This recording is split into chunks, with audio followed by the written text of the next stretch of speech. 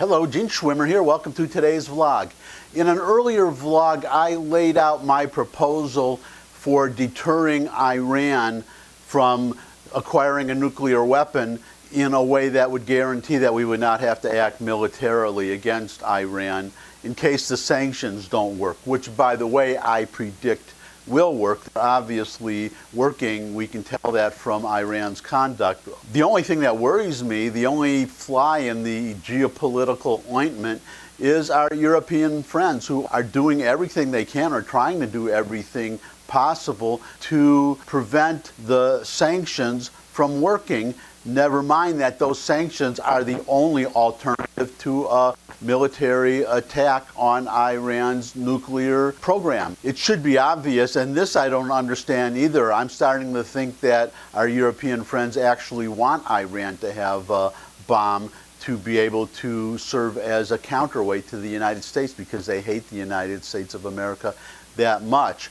I otherwise cannot really understand their behavior sometimes, especially vis-a-vis these sanctions, because we have made it clear that Iran, and not just us, the Israelis too, we have both countries made it clear that Iran is not getting a bomb. We will do what we have to do to stop them from getting one, and if it takes the complete destruction of their nuclear facilities and the destruction of their army and the sinking of their navy, then we're going to do it. It's that simple. So European friends, any of you watching this, pay attention. Work with us. Work with the Trump administration. Work with us to make these sanctions work.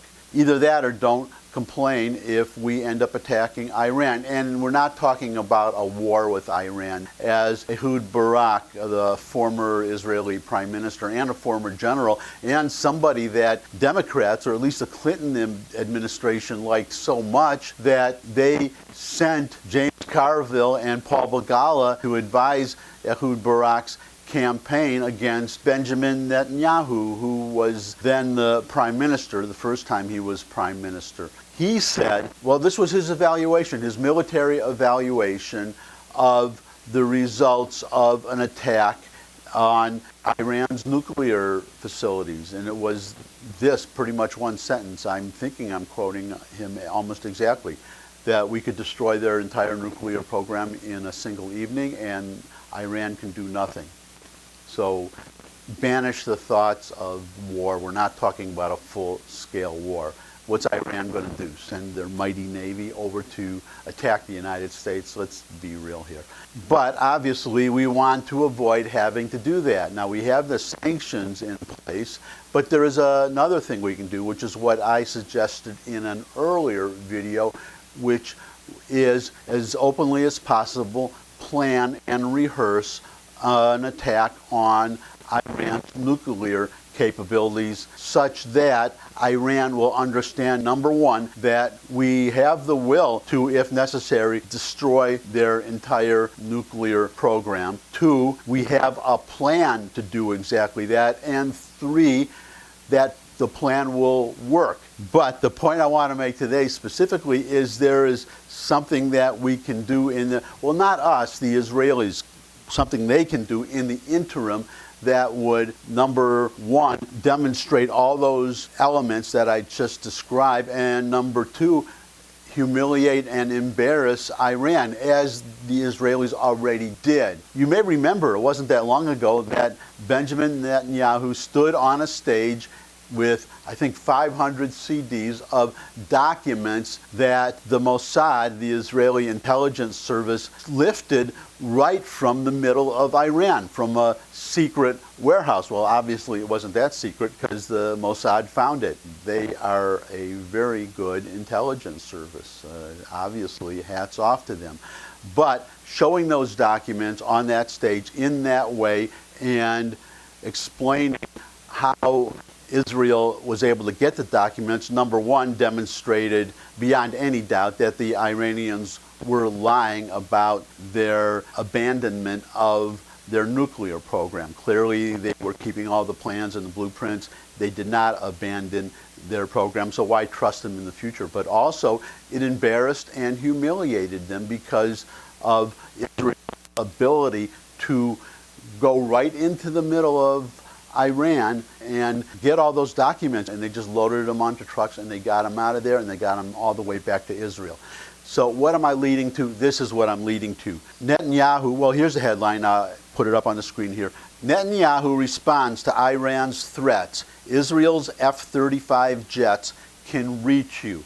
Now, this is a very important development because in the past, a logistical problem that the Israelis faced if they wanted to destroy Iran's nuclear program by bombing it from the air was getting from Israel to Iran, because they would have to go, well, technically they would have to go around Saudi Arabia, which involves a lot of flight time. Now, we all know it's an open secret, pretty much open secret, nod, nod, wink, wink, that the Saudis have tacitly, or probably, secretly, given the Israelis permission to fly over Saudi Arabia. So, in a way, that problem is already solved. But there's also the problem of detection, which gets us to what is different now.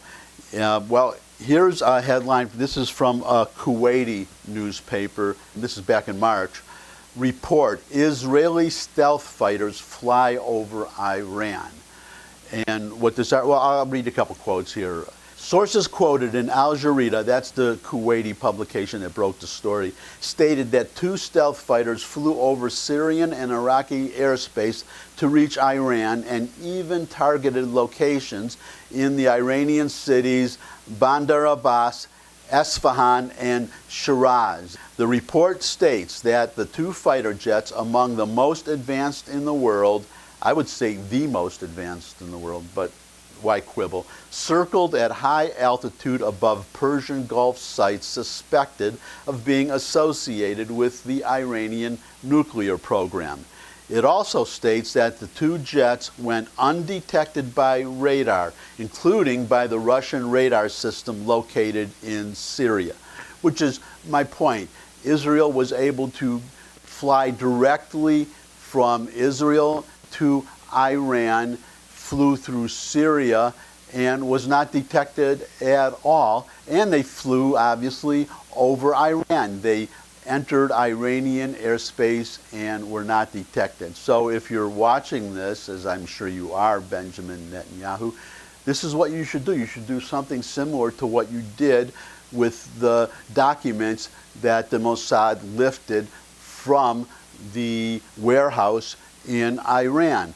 This is what you should do. You should send a couple planes again, or even just one, a couple F-35s to overfly Iran again, but this time take photos and even better video of the locations as you fly over them, and then go onto a stage as you did before, show the video, ideally video, and say, obviously we did not attack Iran's nuclear sites this time, but we could have. Anytime we want to, we can destroy Iran's nuclear program. You demonstrate it to them, number one. And number two, you completely humiliate Iran because of the mere fact that Israel was able to enter their airspace, fly right over their nuclear facilities, and return to Israel, not only not shot down or not harassed, but not even detected. That's my advice. Hope somebody in Israel is watching this. Pass it along. You're not a big country, right? I'm sure somebody will run into Bibi walking down the street one of these days. So just go up to him and give him my suggestion. That's it. That's my suggestion for today for advancing the whole world one more step towards peace and prosperity.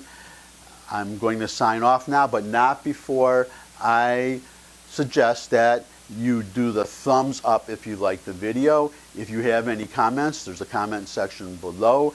If you have a suggestion for a future topic, you can suggest that future topic in that very same comment section. If you know somebody who would enjoy my video, you could share it with them. If you have a Twitter account, you can tweet my URL. to your followers, urge them to retweet, and of course to watch the video, and even better, subscribe to my channel, which gets to my last suggestion, which is to subscribe. If you subscribe, then you will know the instant I post a new video. That's it. Thanks for stopping by. Hope to see you all soon, and maybe a few of your friends along with you, and bye.